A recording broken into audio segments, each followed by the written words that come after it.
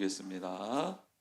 느헤미야 9장 31절로 38절까지의 말씀입니다. 하나님의 말씀 보겠습니다. 느헤미야 9장 31절로 38절까지의 말씀입니다. 구약성경 740면에 있습니다. 우리 같이 한 목소리로 읽겠습니다. 시작. 주의 크신 긍휼로 그들을 아주 멸하지 아니하시며 버리지도 아니하셨사오니 주는 은혜로우시고 불쌍히 여기시는 하나님이심이니이다. 우리 하나님이여 광대하시고 능하시고 두려우시며 언약과 인자하심을 지키시는 하나님이여 우리와 우리 왕들과 방백들과 제사장들과 선지자들과 조상들과 주의 모든 백성이 아수르 왕들의 때로부터 오늘까지 당한 모든 환난을 이제 작게 여기지 마옵소서. 그러나 우리가 당한 모든 일에 주는 공의로우시니 우리는 악을 행하였사오나 주께서는 진실하게 행하셨음이니이다. 우리 왕들과 방백들과 제사장들과 조상들이 주의 율법을 지키지 아니하며 주의 명령과 주께서 그들에게 경계하신 말씀을 순종하지 아니하고 그들이 그 나라와 주께서 그들에게 베푸신 큰 복과 자기 앞에 주신 넓고 기름진 땅을 누리면서도 주를 섬기지 아니하며 악행을 그치지 아니하였으므로 우리가 오늘날 종이 되었는데 곧 주께서 우리 조상들에게 주사 그것의 열매를 먹고 그것의 아름다운 소산을 누리게 하신 땅에서 우리가 종이 되었나이다. 우리의 죄로 말미암아 주께서 우리 위에 세우신 이방 왕들이 이 땅에 많은 소산을 얻고 그들이 우리의 몸과 가축을 의무로 관할하오니 우리의 곤란이 심하오며 우리가 이 모든 일로 말미암아 이제 견고한 언약을 세워 기록하고 우리의 방백들과 레위인들과 제사장들이 다 임봉하나이다 하였느니라. 아멘. 네, 할렐루야. 네, 오늘 8시로 옮겼더니 더 활기가 찹니다. 30분 앞당겼는데 에너지가 더 좀 있는 것 같아요. 그래서 오늘부터 이제 8시로 이렇게 옮겼는데요. 그 8시로 옮기는 거 이제 쇼츠로 만들어 가지고 올렸잖아요. 근데 그 목소리가 제 목소리입니다. 약간 이상한 음색으로 좀 들리는 것 같잖아요. 근데 우리 유 목사님께서 이렇게 편집을 하셔가지고 올려주신 거예요. 근데 가장 제가 목소리가 안 좋았을 때 주일 저녁 그때 녹음을 해가지고 한 거여서 그런데 아무튼 8시로 바꾸고 나니까 여러 가지 또 좋은 장점도 있네요. 오늘 보니까 뉴페이스가 와서 앉아 계시는데 아유 너무 감사합니다. 네, 스스로 뉴페이스라고 생각하시면 됩니다. 근데 지금 와야 될 사람이 안 온 관계로 지금 다음 주 금요기도회를 어디서 해야 될지 지금 잠시 고민이 좀 되는데요. 그 사람은 지금 듣고 있겠죠. 알아서 뭐 늦더라도 와서 하면 좋겠고 9시 반까지 이렇게 기도회를 쭉 하고 한 30분 정도 해서 한 10시까지 자유기도를 하고 이렇게 자유롭게 돌아가시는 걸로 네, 자유롭게 돌아가시는 걸로 하면 좋겠습니다. 네, 뭐 집으로 갈 일 없겠습니다. 네. 그래서 오늘 하나님께서 주신 은혜 우리 같이 누렸으면 좋겠습니다. 오늘 느헤미야 말씀을 통해서 은혜 아래서 이루어진 언약갱신이라는 말씀으로 은혜를 나누기를 원합니다. 여러분 제가 한 목사님을 좀 만났어요. 귀한 목사님입니다. 저랑 제가 초기 교회를 섬겼을 때부터 함께 은혜를 나누고 믿음을 나누고 또 하나님에 대한 신학을 나누고 또 교회를 어떻게 사랑할 수 있을까를 함께 고민했던 귀한 분이신데요. 그 목사님과 함께 시간을 보내면서 있는데 이 목사님께서 저한테 참 귀한 말씀을 해주셨어요. 목사님, 이제 목회를 하다 보니까 어느덧 또 시간이 흐르고 제가 나이가 많이 또 이렇게 차고 목사님도 늙어가고 저도 늙어가는데 목회가 깊어질수록 시간이 지날수록 깨달아지는 진리가 있습니다. 그러면서 말씀을 하시더라고요. 그게 뭐였냐면 말씀 자체에 능력이 있다라는 거예요. 그래서 그 말씀을 많이 소리내서 읽고 그리고 그 말씀을 읽으면 그 말씀 자체에 힘이 있다라는 거예요. 그 말씀이 굉장히 참 큰 그 울림으로 좀 다가왔습니다. 그래서 우리가 하나님의 말씀을 소리내서 읽는 것만으로도 놀라운 변화가 시작된다라는 사실이 있지 않았으면 좋겠습니다. 그리고 또 한 가지 말씀을 하시는데 목사님, 기도의 분량이 필요한 것 같습니다. 기도가 채워져야 될 것 같아요. 그러면서 물리적인 시간과 그리고 영적인 하나님과의 교제의 중요성을 한 번 더 이렇게 말씀해 주시더라고요. 그러면서 그런 말씀을 하셨어요. 뭐냐면 기도하지 않고 신앙생활하는 사람들, 그 사람들에게는 하나님의 임재, 하나님의 능력이 절대 나타나지 않습니다. 절대 나타나지 않아요. 그리고 우리는 영물이기 때문에 알아요. 그분이 기도하는 사람인지 아닌지 알아요. 어느 때 알까요? 하나님의 은혜가 능력이 필요한 때에 어떤 사람이랑 같이 있으면 그 자리에 하나님의 은혜가 풍성히 임하는 것 같고, 근데 어떤 사람, 분명히 하나님의 은혜가 임하는 자리인데 어떤 사람이 있으면 그 하나님의 은혜가 반감이 되기도 하고, 그게 나일 수도 있고 다른 사람일 수도 있겠죠. 이게 느껴진다라는 거예요. 그러면서 저한테 이런 교훈을 하시더라고요. 조언을 하시더라고요. 목사님, 기도하지 않고 설교하면 능력이 나타나지 않을 뿐만 아니라 기도하지 않고 설교하면 그 설교를 듣는 성도가 죽습니다.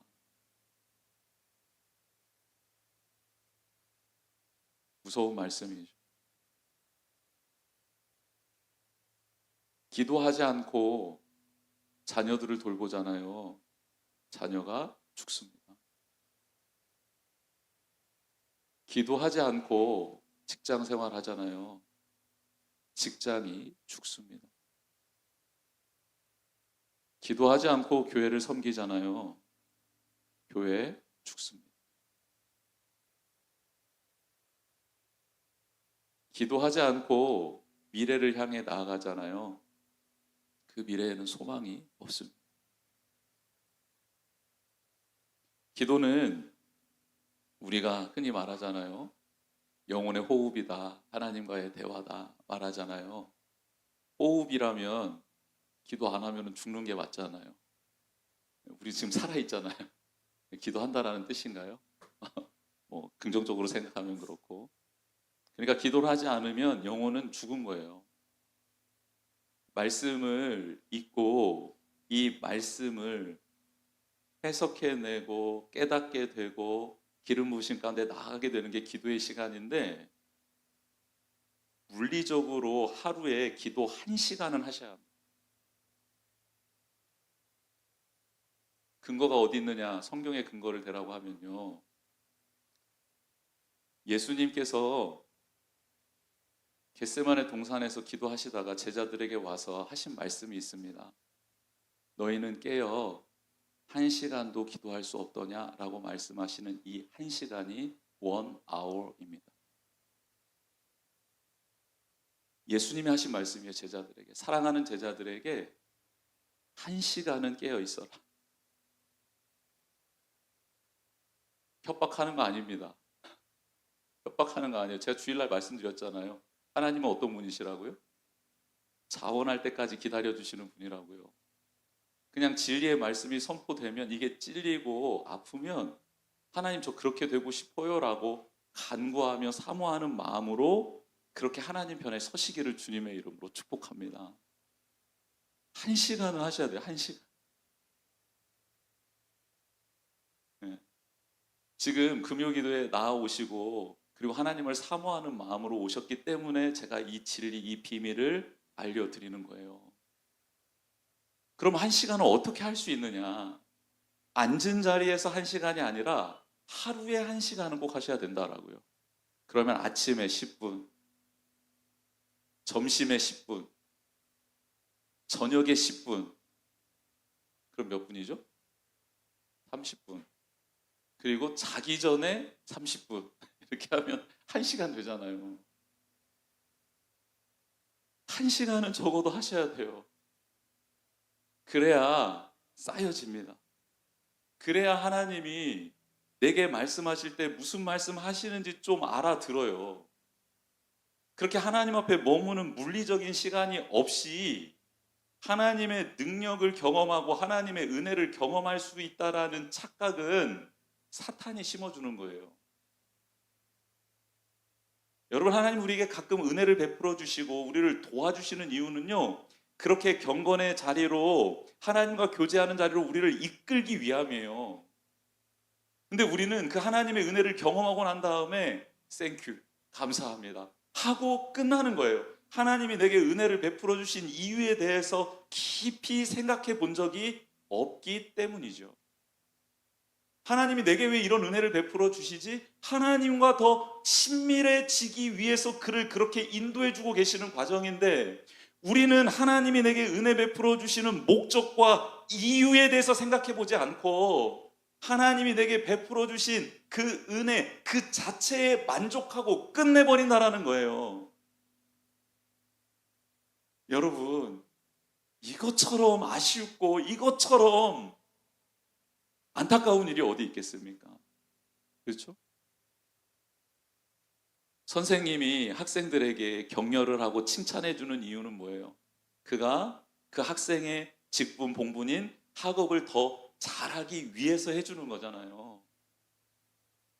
그런데 그 칭찬을 받고 나 선생님이 칭찬받았다고 이제 내 마음대로 해도 될 것 같다고, 그러면 그거 칭찬을 제대로 들은 거예요? 못 들은 거예요? 못 들은 거죠. 하나님이 좋은 직장을 선물해 주세요. 좋은 만남을 허락해 주세요. 건강을 허락해 주세요. 비전을 주세요. 하나님이 선물을 막 주시는데, 하나님이 하나님이 나에게 선물 주셨어. 나를 인정하시나 봐. 이제 내 마음대로 살아야겠다. 이게 아니잖아요. 그 선물을 주신 하나님은 너가 나와 더 친밀한 관계를 맺기를 원한다. 주님을 더 알기를 원한다. 그게 너의 평생의 소원이기를 원한다. 라는 하나님의 은혜의 선물이고 기름 부으심인데, 우리가 그 사실을 잊어버리더라. 그런데요, 오늘 느헤미야는 잊지 않더라입니다. 여러분, 하나님께서 느헤미야에게 감동을 주셨어요. 무슨 감동 주셨냐면 성벽을 재건하랍니다. 성벽, 예루살렘 성벽을 재건하래요. 그리고 성 안에 있는 부서져 버린 모든 삶의 터전을 회복하라는 명령을 주셨어요. 그래서 느헤미야가 정말 자기의 편안하고 안락한 자리를 내려놓고, 하나님, 제가 이렇게 안전한 생활하는 것이 형통이 아니라 하나님의 뜻을 이루어드리는 게 형통입니다 라고 하며 그 1300km나 되는 길을 와서 가장 무더운 날 7월, 8월, 9월, 이스라엘 사람들은 그 날에는 밖에 나가지를 않아요. 무더운 그 날에 성벽 재건에 구슬 땀을 진액을 쏟기 시작합니다. 가장 어려운 일이죠. 가장 힘든 일입니다.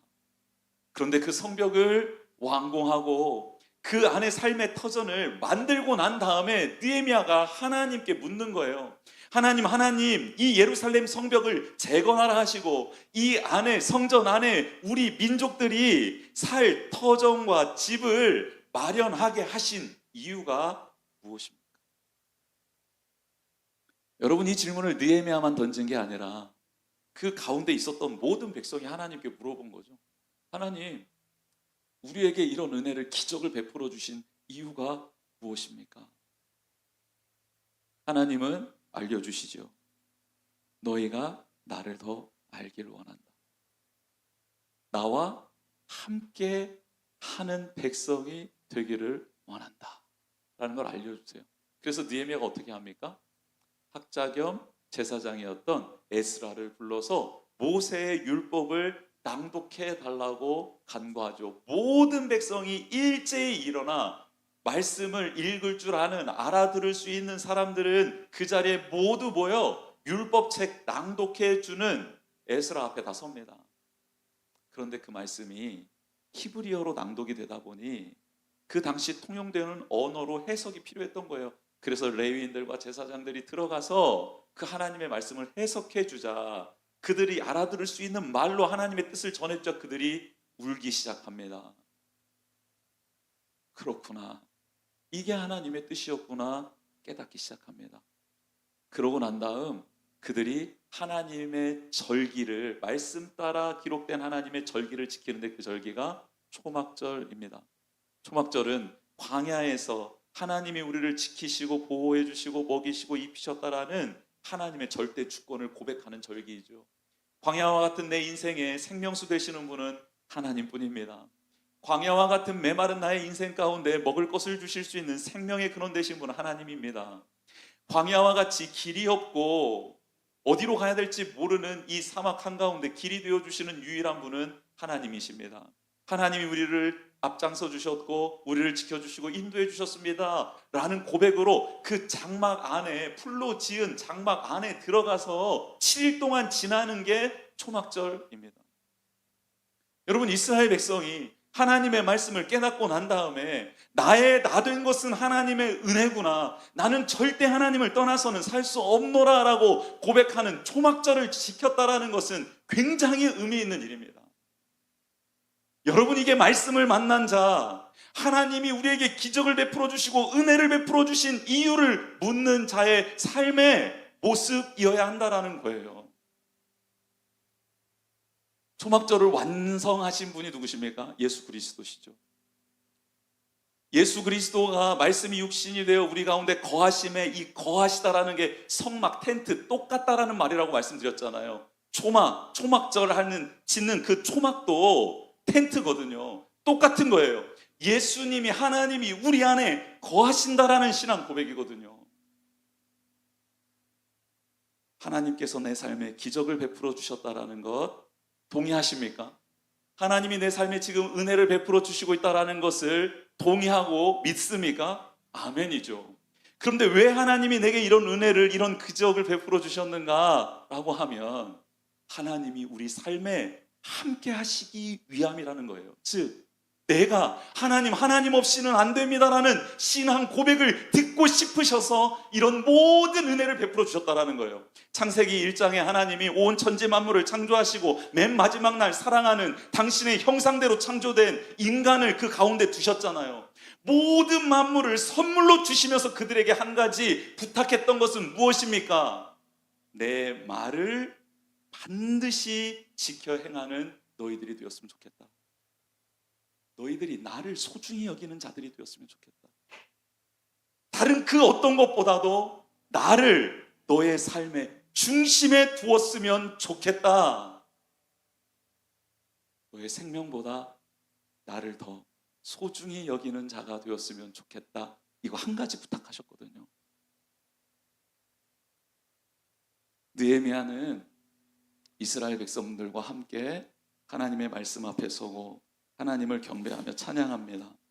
그리고 초막절이 끝나고 난 다음 이틀 후에 느헤미야와 제사장들과 레위인들과 예루살렘 성의 거민들과 포로에서 귀환했던 모든 사람들이 예루살렘 안에 모여서 회개를 하기 시작합니다. 여러분, 놀라운 기적이 일어나죠. 회개를 합니다. 그래서 9장 읽진 않았지만 9장 1절에 그달 29날에 이스라엘 자손이 다 모여 금식하며 굵은 베옷을 입고 티끌을 무릅쓰며, 여러분, 굵은 베옷을 입고 티끌을 무릅쓰고 회개를 하기 시작하는데요. 이 회개는 어떤 회개였나? 감정적인, 정서적인 회개가 아니었습니다. 여러분, 이 회개는 철저하게 말씀이 기준이 된 회개였습니다. 여러분, 이게 진정한 회개이죠. 내 스스로가 무언가를 느끼고 깨달아서 하는 회개가 아니라 하나님의 말씀이 내게 다가오고 그 말씀이 깨달아져서 하는 회개, 이 회개가 진정한 회개입니다. 그래서 3절에 보면 이 날에 낮 4분의 1은 그 자리에서 서서 그들의 하나님 여호와의 율법책을 낭독하고 낮 4분의 1은 죄를 자복하며 그들의 하나님 여호와께 경배하는데 라고 기록하고 있습니다. 낮 4분의 1은 무슨 뜻인가요? 유대인들은 낮과 밤을 구분하는데 낮 12시간, 밤 12시간으로 구분합니다. 그래서 낮 12시간의 4분의 1은 3시간이죠. 3시간 동안 하나님의 말씀을 듣고 깨달으며 또 3시간 동안 죄를 회개하고 하나님께 예배드렸다라는 거예요. 여러분, 놀라운 일이 일어나는 겁니다. 하나님의 말씀에 근거하여 자신의 죄와 허물이 깨달아지자 그걸 회개하고 자복하고 하나님께 예배드리며 그의 삶을 거룩하게 정돈하더라는 것이죠. 그렇게 느헤미야 9장은 하나님 앞에 엎드린 백성들, 회개하는 백성들의 모습, 그들의 간절한 하나님을 향한 회개의 기도 제목이 기록되어 있습니다. 그리고 오늘 본문에 이르러서 지금 느헤미야는 이렇게 고백하고 있는 거예요. 하나님, 정말 우리 선조들이 하나님의 놀라운 은혜를 입었습니다.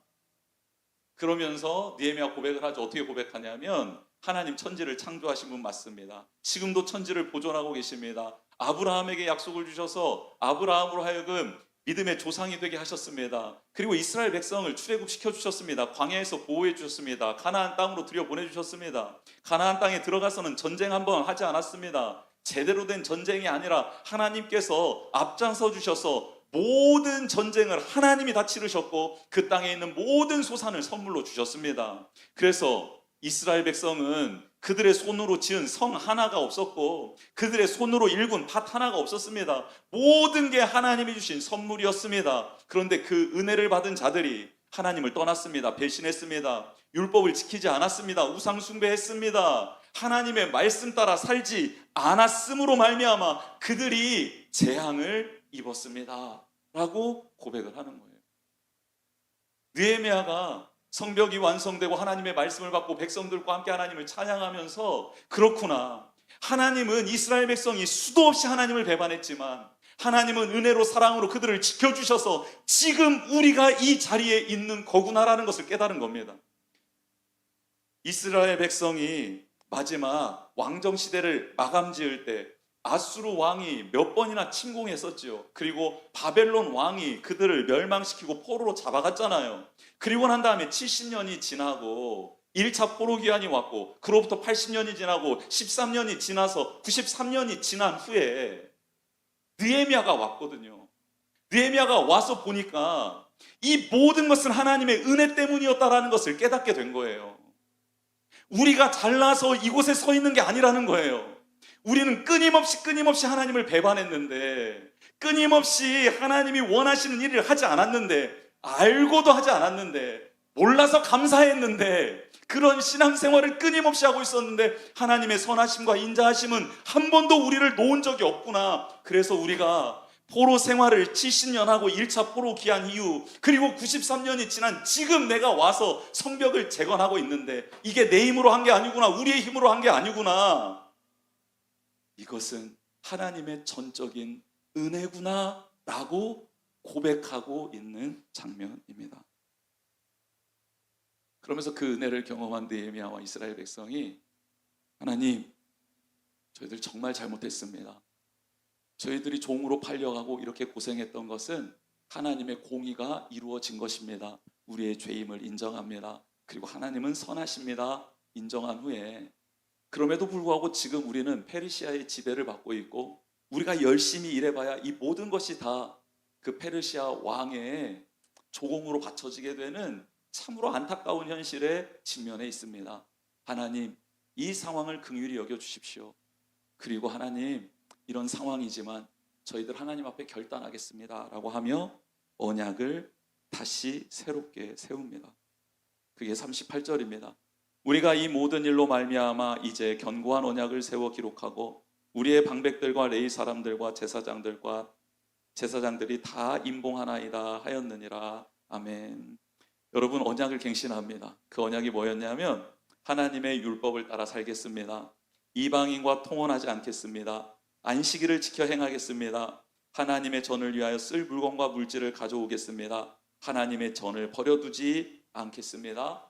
그리고 그 안에는 하나님께 드리는 예물, 그 헌물이 있었습니다. 하나님, 저의 생명이 하나님의 것입니다. 저의 모든 것 하나님의 것입니다. 이제는 하나님이 소중히 여기는 것 소중히 여기겠습니다. 하나님이 싫어하는 것 하지 않겠습니다. 라고 하며 이스라엘 전체 백성들이 지금 하나님 앞에, 그 신실하고 온전하신 하나님 앞에 앞으로는 이렇게 살겠습니다 라고 결단하며 그의 삶의 방향을 완전히 하나님께로 향하게 되는 놀라운 회개의 시간을 갖게 된 것입니다. 오늘 이제 3월달 첫 금요 기도회를 시작하면서 우리 성도님들에게 하나님께서 말씀해 주십니다. 너희들이 나를 힘들게 하고 또 내 마음을 아프게 했을지라도 나는 너희들에게 다시 기회를 주고 나는 너희들에게 다시 은혜를 베풀기를 원한다 라고 말씀하고 있습니다. 그 은혜 안에서 오늘 우리가 결단했으면 좋겠습니다. 이스라엘 백성은 아까 말씀드린 6가지를 결단했습니다. 우리는 무엇을 결단했으면 좋을까요? 한번 스스로에게 한번 답을 해보셨으면 좋겠습니다. 하나님, 제가 이제는 무늬만 그리스도인이 아니라 하나님의 능력을 힘입어 살아가는 그리스도인이 되기를 원합니다. 제가 말씀의 능력, 말씀의 역사를 보며 지내는 사람이 되고 싶습니다. 하나님과 친밀한 교제를 통해 하나님의 놀라운 영광과 은혜와 사랑이 저를 통해 흘러 넘쳐나는 인생이 되기를 원합니다. 저 때문에 우리 가정이 살고 직장이 살고 교회가 살길 원합니다. 저를 만나는 사람들이 예수님께로 돌아와 회복되는 은혜가 있기를 원합니다. 하나님, 저를 그렇게 사용하여 주시옵소서라고 그 은혜 아래서 언약의 갱신이 이루어지는 우리 모두가 되기를 주님의 이름으로 축복합니다. 이 시간 우리 같이 찬양하며 나아갔으면 좋겠습니다.